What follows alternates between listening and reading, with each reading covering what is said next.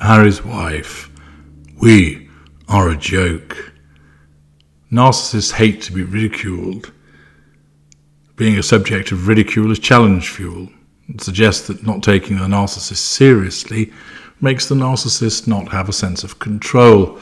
The narcissist is made to feel pathetic, weak, vulnerable. The narcissist wants to be taken serious because the narcissist is a serious person.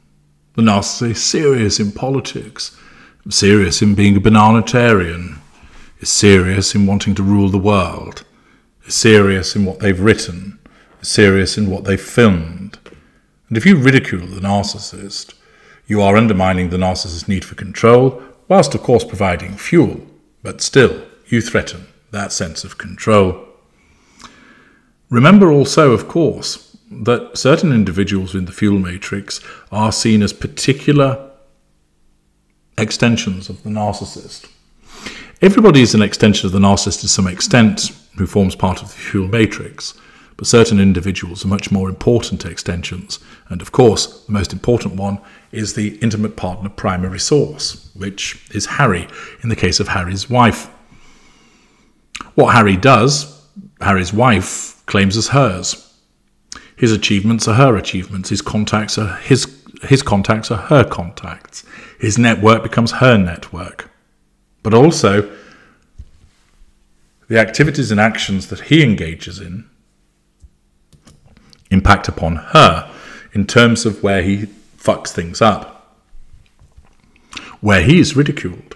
That ridicule can bounce back against her until such time as she cuts him loose and determines that was your fault, not mine.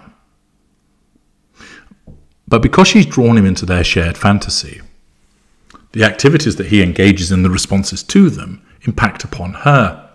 And this has been noted by that bastion of journalistic excellence, Heat magazine, which tells us every time Prince Harry does another TV interview, his popularity rating seems to sink further. And yet, last week, or a little bit below, but further back, brought us his most in-depth and revealing conversation ever. The royal rebel spoke to trauma expert Gabor Mate for 90 long minutes, unpicking his childhood and past drug use, and revealing how Harry's wife apparently saved him. See parts past him for the analysis there, and this maintenance of a belief that Harry's wife has saved him is demonstrative of the way that she has such a level of control over him.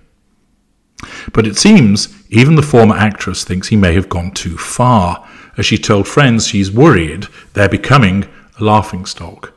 Becoming? You already are, courtesy of South Park, Chris Rock, and 1001 commenters and creators across YouTube, Facebook, TikTok, etc. Harry's wife doesn't want to censor Harry. Bullshit. She does, and she will, and she's proud that he's continuing to tell his truth. Notice once again the use of that phrase, his truth, not the truth, his truth. But she's also worried he's crossed a line. Interpreting that for you, Harry's wife will censor Harry, and she regularly does. She's now concerned that his flapping of the gums has resulted in damage to her facade, and therefore he's crossed a line, and that line is the one in relation to control, and it's causing her a problem.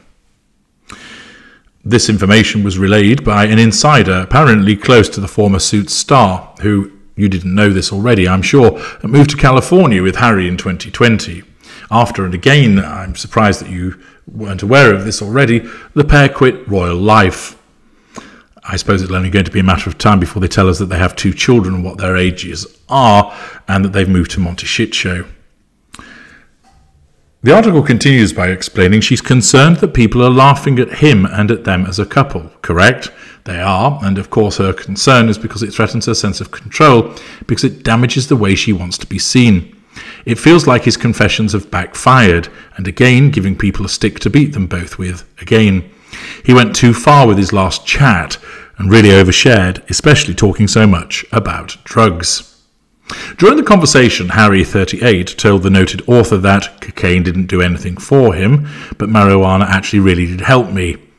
See also where I have explained how his drug abuse will definitely be used against him.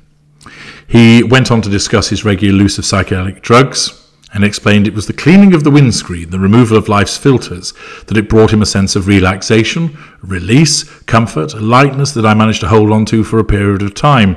I started doing it recreationally, and it helped me deal with the traumas and pains of the past. So much so, he keeps talking about them, banging on about them, so one really has to question to what extent that it actually has helped him. I would suggest that it actually hasn't. The chat followed confessions in his memoir, Wah, that he'd also taken magic mushrooms, hallucinating that a bin was speaking to him.